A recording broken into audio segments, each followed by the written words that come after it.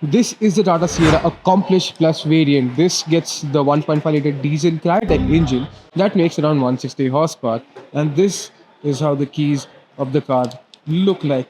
It's a very premium key, premium looking key, and premium feeling key. It's different from all the other Tata cars, and you get a bunch of functions like lock, unlock, the boot opening, and lights. Let's do a quick exterior walk around of the Sierra. You get this connected LED strip on the lights.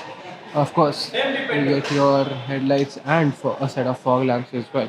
You get the Sierra badging over here and a big Tata logo. So a total of two parking sensors in the front and two in the rear. This is how the side mirrors look like. You have the DRLs over here and another camera as well. These are the 19-inch rims of the Tata Sierra.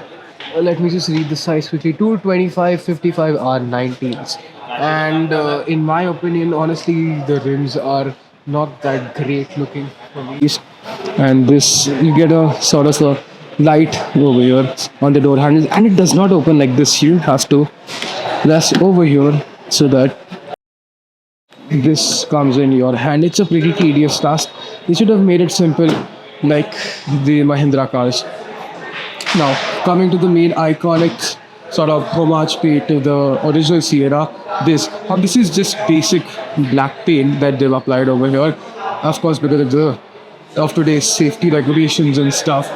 It looks cool nonetheless. And again, you get your flash door handles over here. You only get your request sensor on your door and from the passenger side door. This is how the rear looks. You can see your badging, a long connected LED light strip, which is the trend nowadays, which I personally don't seem to be really interested in. And whoa,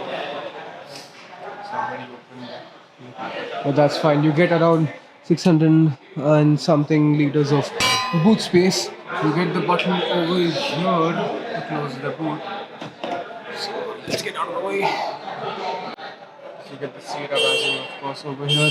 This is sort of two-tone sort of finish over here. This is, of course, all piano black elements, which will tend to get dirty real quick. You get your two parking sensors over here, and surprisingly, you just get one single reverse light in the Sierra that's somewhere over here, if I'm not wrong.